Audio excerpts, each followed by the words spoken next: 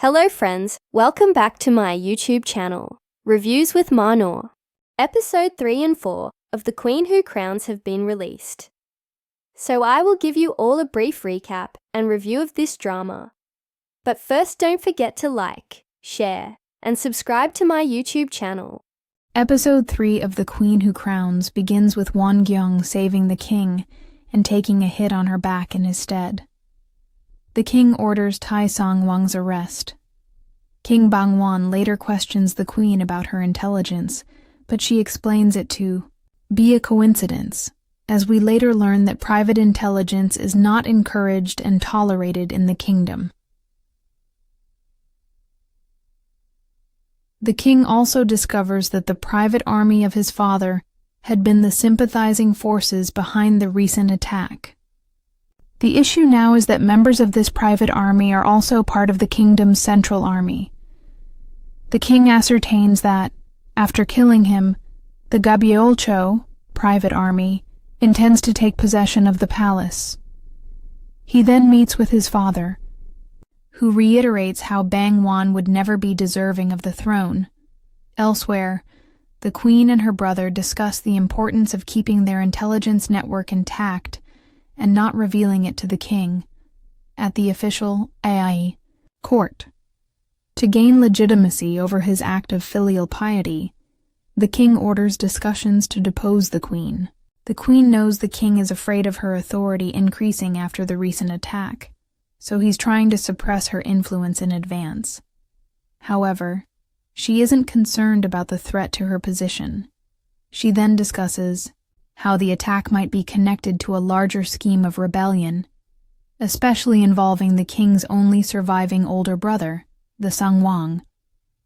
The idea is for the Gabyolcho to take possession of the palace and put Sangwang on the throne of the kingdom.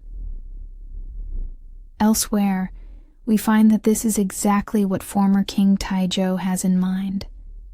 The only issue is that Sangwang does not want to become the next king. At least, not yet.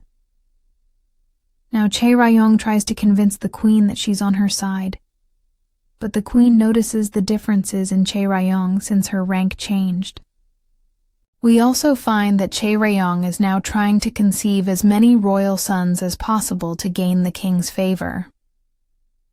Later, as the queen notices the youngest prince and Yongsil's son improving in their studies, we also find how the king has been treating Yongsil's son differently from the queen's children. The king later discovers the queen's private intelligence. Won Gyeong takes this opportunity to convey her thoughts about Sangwang. But since the king does not want to kill another brother, he threatens her to stay out of the issue and repeatedly emphasizes that he will take care of it himself. Meanwhile, the leaders of Taizhou's private army meet and decide to show Sangwang the secret royal order they had signed to help Sangwang make a decision. They then hand it over to Yongsil's maid to deliver it to Sangwang's palace. While this is happening, Ponsu, the queen's point of contact for their nationwide intelligence network, informs her about the Gabyolcho's meeting. At Yamar night, the king visits Chae Rayong. In the middle of the night, he wakes up with a start. Here, they make an agreement. Chae Rayong would completely turn against the queen and provide the king with intelligence, and in return, the king promises to give her himself. Soon, we discover that an envoy from Min has halted the discussions to depose the queen. Meanwhile, the court officials suggest the king seek the queen's help to serve as a bridge for the upcoming talks with the envoy from Ming, whose sole purpose is to gain tribute. However, if the king supports the current government of Ming and they lose to a different ruler during their ongoing war, it would create further issues for the nation. The king therefore asks the queen to persuade Taizhou. However, the talks fall apart as the episode ends. The episode resumes with King Taizong's father, officially referred to as Tai Sangwang, questioning the queen's motives. He accuses her of trying to save the king only to turn Joseon into a dictatorship ruled by her family, the the Mins. Furious, the queen raises her voice in defiance, resisting his harsh words. Just then, King Taejong enters and asks his father to use his influence to handle the Ming dynasty's envoy and buy Joseon some time. Tai Sangwang, however, mocks his son's leadership and openly expresses his wish for Taejong's death. After a tense pause, Tai Sangwang agrees to assist, but only because the queen has convinced him that it will help the people. This deeply wounds the king's pride, as once again, the queen's authority eclipses his own. The queen who Cha Ju-young, Lee Hyun-wook Taejong, feeling humiliated, silences the queen when she tries to explain, ordering her to rest for the day. The senior maid later informs the queen that it is the scheduled royal consummation night, a duty that cannot be postponed. The queen, reluctant given the day's events, asks the maid to consult the king. Upon hearing this, Taejong agrees to proceed. That evening, both are bathed and adorned in silk garments, and the royal chamber is prepared with formalities, including a rooster meant to ensure the king remains awake through the night. As the consummation begins, the queen endures the pain silently, following the palace rules to neither touch the king nor make any sound. She quietly falls asleep afterwards. The Cha Ju-young, Lee Hyun-wook. When the rooster crows, a senior maid informs the king it is time for another round. This time, Taejong shocks the queen by calling the maid inside to guide them. The queen, realizing he is doing this to humiliate her and force her submission, rises and leaves the room. The head maid quickly intervenes, ensuring the incident does not spread.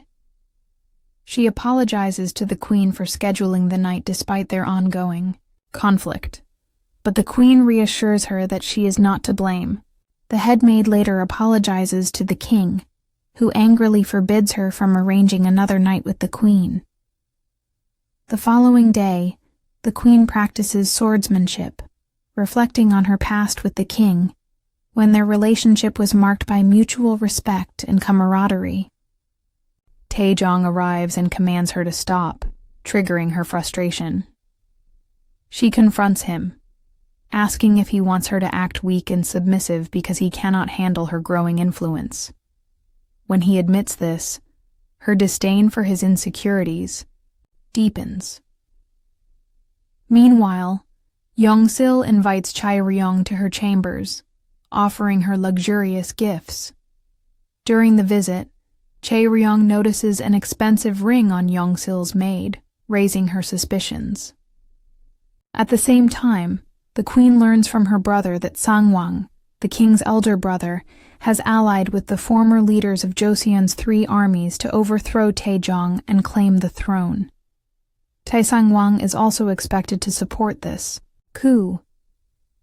However, due to palace rules, the queen cannot report information obtained through unofficial channels, so she calls Chae-ryong for assistance. Cha Ju-young, Lee Yidam Chae-ryong, informs the queen about the suspicious ring, prompting the queen to order the arrest of Young-sil's maid and a senior maid who possesses a similar ring. The queen then confronts the king, bringing Chae-ryong as a witness to ensure she is heard. Taejong, angered by her disregard for palace protocol, accuses her of overstepping. In response, the queen places a knife in front of him and challenges him to kill her if her information proves false. The maids are interrogated and confess, revealing the conspiracy. The king, furious, leaves with his guards to Sangwang's palace. At Sangwang's palace, the king orders the arrest of his brother's wife and the search for incriminating documents. When confronted, Sangwang claims their father is unaware of the plot, but insists he acted because everyone desires him as the rightful king. Taejong offers him a chance to abandon the coup and align with him. To ensure his father's safety, the king requests the queen escort Taisang Wang to the main palace. She agrees, but warns that if Taisang Wang refuses to cooperate, the king must accept it. Li Sungmin. As planned, the guards capture the conspirators, executing a maid and another accomplice to intimidate the others. The queen escorts Taisang Wang, but as anticipated, they are ambushed. Her guards swiftly neutralize the attackers. Sang Wang arrives, apologizing to his father and renouncing his claim to the throne. Infuriated, Taisang Wang storms off. Sang Wang later meets the king at a tent, where the leaders of the coup are detained. The brothers drink wine mixed with horse blood as a symbolic gesture of unity. The king spares the remaining conspirators, offering them a chance to serve him, though one is executed for resisting. Back in the palace, rumors about Yongsil's involvement in the coup spread, and many officials demand her execution. Though the queen is saddened by her fading bond with the king, she opposes Yongsil's death, fearing it would appear driven by jealousy.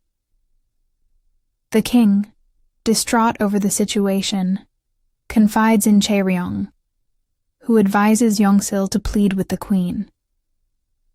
That night, Yongsil kneels outside the queen's chambers, begging for mercy. The king arrives, and Yongsil pleads with him as well. Entering the queen's chambers, the king requests her to spare Yongsil's life, revealing his deep affection for her. Overwhelmed by his audacity, the queen is hurt that he would ask such a favor. The king, in a desperate move, orders Yongsil to enter and repeats his request. Enraged, the queen demands that the king beg if he truly wants to save Yongsil. Taejong's pride cannot withstand the humiliation, and in a fit of rage, he takes the queen's knife and stabs Yongsil. The episode ends on this shocking and tragic note. King Taejong's insecurities are laid bare as his father and elder brother plot against him, further amplified by the queen's growing influence and his inability to assert dominance over her. I hate him. The consummation night sequence poignantly underscores their fractured relationship, portraying the queen's resilience and Taejong's increasing desperation for control. Meanwhile, the queen's strategic brilliance shines as she navigates palace politics, exposing conspiracies while adhering to strict court protocols. Honestly speaking, this series shows how cruelly women were treated back in the day. They still are. But this is just worse. The intercourse scene where she wasn't allowed to make a noise but endured the pain showed that the queens back in time had to face such dominance without having to experience love and affection. The king is so obsessed with his concubine, for real, I can't understand why, and he also ends up killing her because his ego was hurt. The episode's climax is both shocking and tragic, as Taejong's pride and emotions lead to irreversible consequences. The tension between the king, the queen, and Yongsil comes to a head, illustrating the devastating toll of jealousy, mistrust, and unchecked power. The interplay of loyalty and betrayal keeps viewers on edge, while the queen's unyielding resolve and compassion make her a compelling figure amidst the chaos. With its intricate plot and intense character moments, this episode leaves the audience eager to see how the fallout will shape the future of Joseon and its embattled rulers. Stay tuned for more videos. Don't forget to like, share, and subscribe. Bye!